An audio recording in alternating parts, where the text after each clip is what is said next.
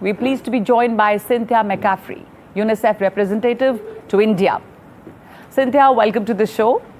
We have a lot of children here in our studio today, all busy with their own little play in spaces that they've created, friends that they have made in these very few minutes. I want to ask you, why do we need an International Day of Play? And what does this really mean for children? Well, thank you for making time for this important discussion and fun discussion as well. A few reasons. First is think about your own childhood and the things that you lean on as you grow older. The memories are often those where you had fun play and where you may have learned the most during those moments. For me, I recall learning how to swing a baseball bat with my father and my brother and sister. I learned how to run, how to swing that bat, how to catch the ball. The second is play helps bodies grow. It builds brains and body development. So it's important for a child's health. The third is that it helps foster positive, strong relationships. Parents are one of the first most important playmates for a child.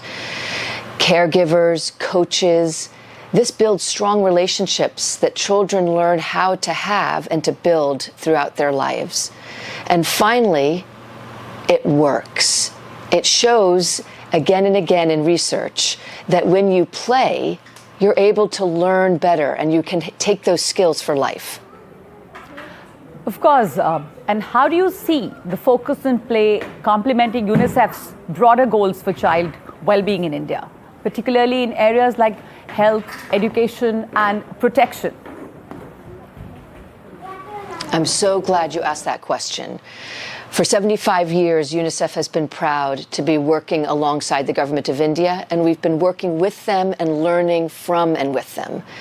So first and foremost is that science tells us that play genuinely supports the growth and learning of a child. UNICEF India's Early Education Impact Study provided insights that a child who learns from a joyful, happy setting learns much more and retains more than when they're learning in a rote or very routine environment. These insights from this study have helped inform India's national dialogue and the policies that India is developing across for children. India's National Education Policy 2020 puts a lot on the foundational learning and what's required for a child to play.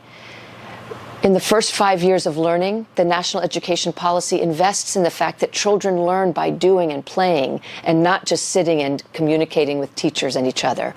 And so that's an important element of India's National Education Policy 2020.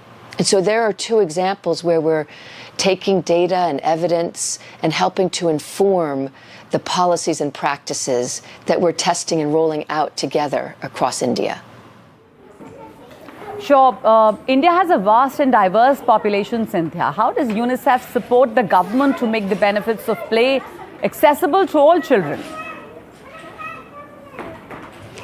Well, first and foremost, India has many of the right policies in place. And so UNICEF is proud to be working alongside to help identify the types of practices and guidelines that can help put these policies and bring them to life. So first and foremost is making sure that you build and maintain safe places for children to play. Public parks, schoolyards. Secondly is giving tips to parents. Parents are the first playmates for a child, so giving them age-appropriate tips for games and stimulating a child as they're growing. The third is providing the skills and the training to teachers. Again, to have age-appropriate play throughout a child's learning, to train caregivers, to train India's frontline workers, such as the Angawadi workers. And finally, is to make sure that there is always time as a priority for play, that it's not an afterthought. It's not at the end of a long day when everyone's tired, but genuinely making time in school, during those early childhood development center days, at home with a parent, that is a priority. Play is a priority. Absolutely, that's so important. Making time for play and prioritizing play, and also training the caregivers, like you said. Cynthia, what's that one message you have for our audience today? I have one message and maybe some ideas for actions we can all take. The first and most important message is play is not a luxury. It's an essential part of a child's ability to both survive and thrive. The UN Convention on the Rights of the Child recognizes a child's right to have a safe place to play because it's so important for her to have in order to grow and to thrive. And some actions we can all consider taking is get out and play today. Play with your children, play with your family members, nieces, nephews, and your friends. And play outside, interact with each other, less screen time and more play time. Secondly, is to help make sure that we have public spaces for every child, public parks, help maintain them, keep them clean and safe for every child. Help to make sure that policymakers make sure that schools have a safe place to play in every schoolhouse. So these are the two things we can do.